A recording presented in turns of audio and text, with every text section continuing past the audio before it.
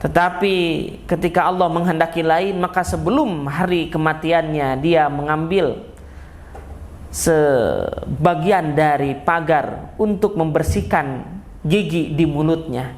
Ternyata itu adalah hak orang lain, itu adalah milik orang lain, bukan miliknya, bukan menjadi rizkinya, tetapi dia memaksa mengambilnya meskipun dalam keadaan darurat, tapi fikih tidak mengizinkan sehingga dia harus masuk ke dalam api neraka.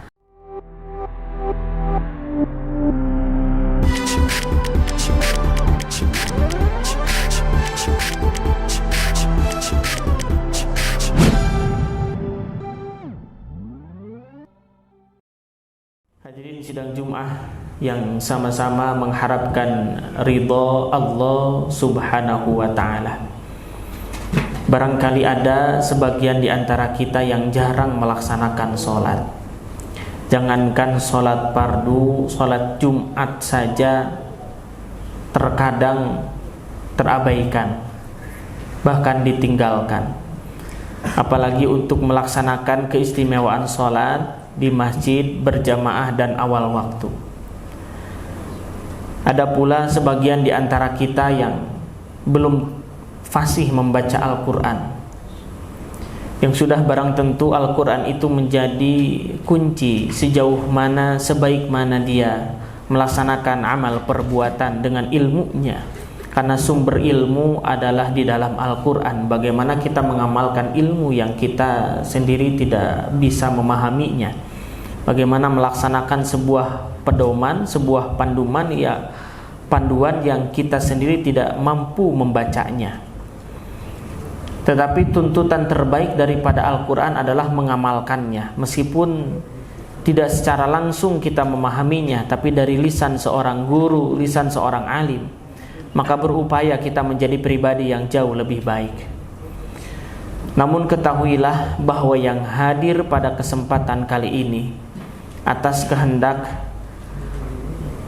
qadha dan kudrat Allah Subhanahu wa ta'ala. Barangkali dengan duduknya di masjid ini, di majelis ini, terbukakan pintu hidayah Allah, sehingga kita berkomitmen terhadap diri sendiri, ingin memperbaiki keimanan kita. Kita ingin dekat dengan Sang Pencipta.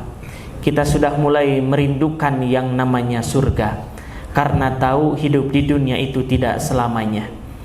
Sudah banyak orang lebih dulu meninggalkan kita. Bukan sekedar jiwa raganya yang tertinggal di dunia, tetapi hartanya juga diabaikan olehnya sia-sia. Mungkin diwariskan kepada anak istrinya, tapi itu tidak bisa dipastikan oleh sang mayat, tidak bisa dipastikan oleh almarhum. Dia harus dengan leluasa melepaskannya. Karena itu, seseorang yang masih diberikan kesempatan bernapas, maka perhatikan sabda Kangjeng Nabi Muhammad sallallahu alaihi wasallam, "Aturuk ilallahi ka'adadi anfasil khalqi." Jalan menuju Allah itu sebanyak bilangan napas manusia. Kalau tahun 2022 jumlah penduduk di muka bumi ini 7,8 miliar, dan Indonesia urutan keempat terbanyak dengan 270 juta jiwa, maka berapa napas yang dikeluarkan satu manusia saja? Artinya triliun cara menuju Allah Subhanahu wa ta'ala tidak boleh menyepelekan. Jangan sampai kita merendahkan cara-cara yang dilakukan orang yang tidak terlihat oleh kita untuk menuju Allah Subhanahu wa ta'ala. Bahkan satu kisah menyebutkan ada orang masuk surga hanya sekedar memberi minum anjing yang sedang kehausan. Seseorang masuk surga hanya sekedar membiarkan lalat terbang untuk menghirup udara bebas dan mencari mangsa lainnya sesuai dengan fungsinya sebagai lalat. Ada seseorang tidak jadi masuk ke dalam surga meskipun amal ibadahnya habis-habisan 60 tahun digunakan untuk ibadah.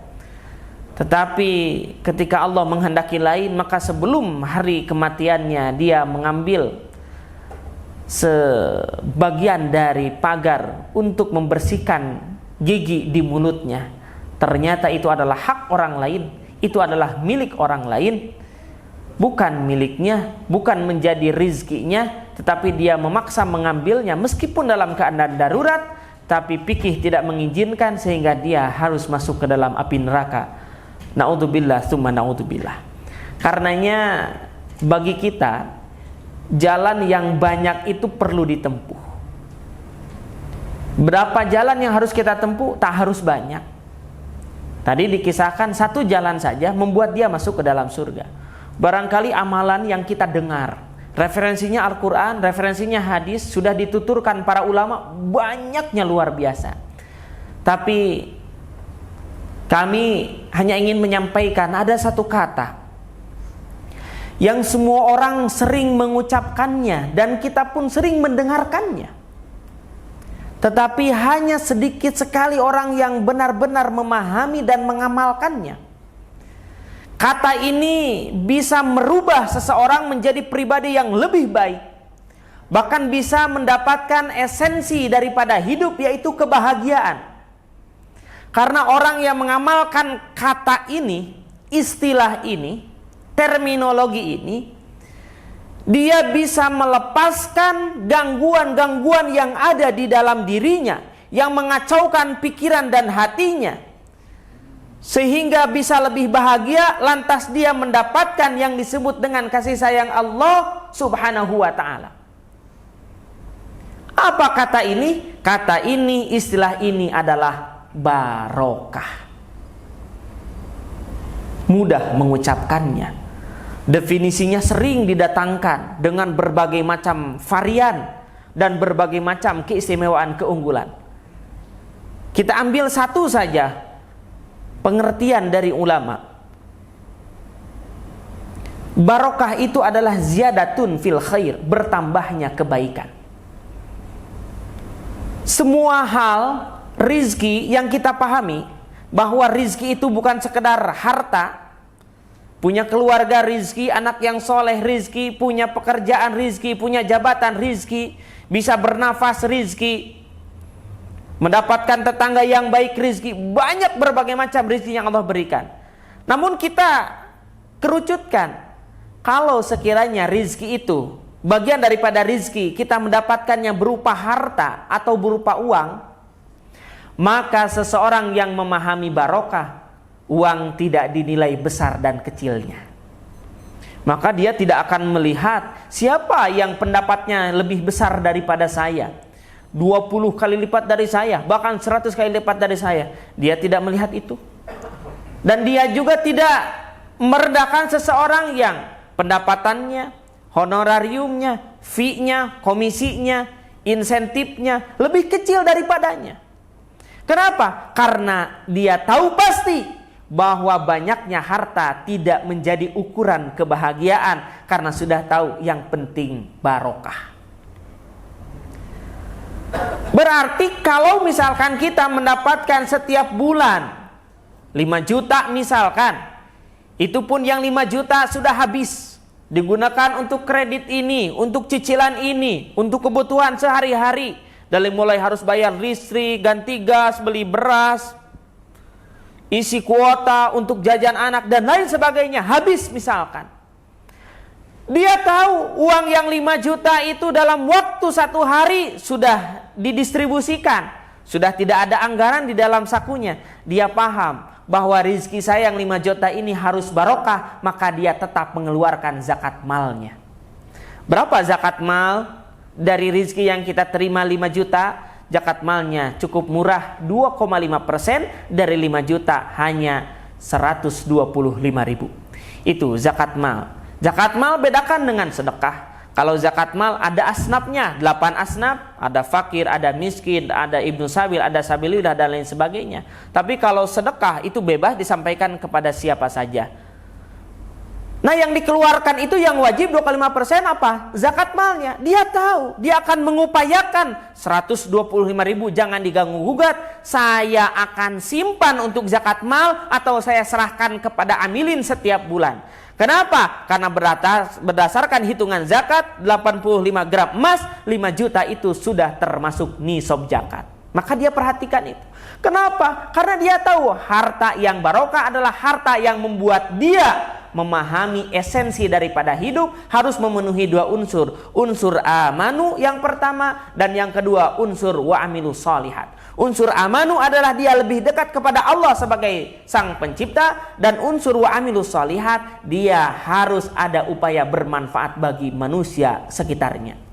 Ketika ziyadatun fil khair, ketika bertambah kebaikannya, maka rizki yang dia dapatkan 5 juta itu membuat dia sholatnya tidak ketinggalan, Jumatnya diperhatikan, apalagi ditambah dengan sunnahnya, tahajud dilaksanakan, duha dilaksanakan. Kenapa tahajud dilaksanakan? Karena ingin memenuhi janji Allah subhanahu wa ta'ala. Orang yang tahajud, fatahajjad bihi nafilatan laka asa ayyab'atsaka rabbuka maqaman mahmuda. Allah tinggikan derajatnya, Allah muliakan hidupnya, meskipun misalkan pekerjaannya hanya biasa-biasa saja, tetapi ketika dimuliakan, Allah angkat. Tidak ada manusia yang menghinanya, tidak ada manusia yang mencemoohkannya. Anak istrinya damai-damai saja, menerima penghasil yang diberikan sang ayah, hasil kerja kerasnya, karena rezekinya barokah. Dan ini membuat istrinya itu memahami suaminya, membuat istrinya jadi mau melaksanakan sholat, membuat anaknya jadi birrul walidain, baik kepada kedua orang tuanya, karena rezekinya halal dan bersih lagi, sudah dibersihkan dengan mengeluarkan zakat.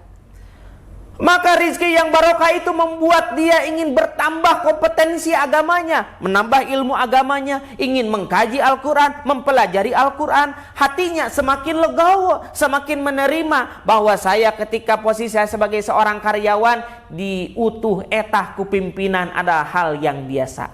Ketika saya seorang pimpinan, maka saya harus berusaha mendistribusikan konsep saya, assignment saya, keputusan saya untuk kesejahteraan manusia, masyarakat yang lebih banyak. Setidaknya kesejahteraan karyawan diperhatikan, bukan untuk sakunya, karena dia paham dia harus mendapatkan rizki yang barokah. Ketika rizkinya barokah, maka tidak ada jiwa pelit di dalam dirinya, meskipun dalam keadaan yang sangat sedikit kepemilikannya dari harta yang 5 juta itu, dia berusaha ingin memberikan makan kepada fakir miskin atau kepada saudaranya, kepada tetangganya, ingin berbagi, meskipun dari makanan yang sisa atau dari makanan yang tidak terlalu baik dinilai oleh orang lain, namun dia ingin melakukan sesuatu, bahwa hati saya harus lebih tenang. Maka pengertian Nabi, laisal gina liman kasratul adad walakinnal gina gina nafs. Orang kaya itu bukan orang yang banyak hartanya, tetapi orang yang tentram jiwanya. Karenanya kita tahu dari dulu, percuma punya banyak harta kalau hati tidak bahagia. Percuma punya jabatan tinggi kalau hati tidak bahagia. Percuma tahta dihargai, dihormati orang kalau hati tidak bahagia. Percuma juga punya anak soleh kalau hati tidak bahagia. Buat apa gaji kita tinggi tetapi hati tidak bahagia? Maka yang membuat hati bahagia itu adalah berapapun yang kita dapatkan menjadi harta yang barokah.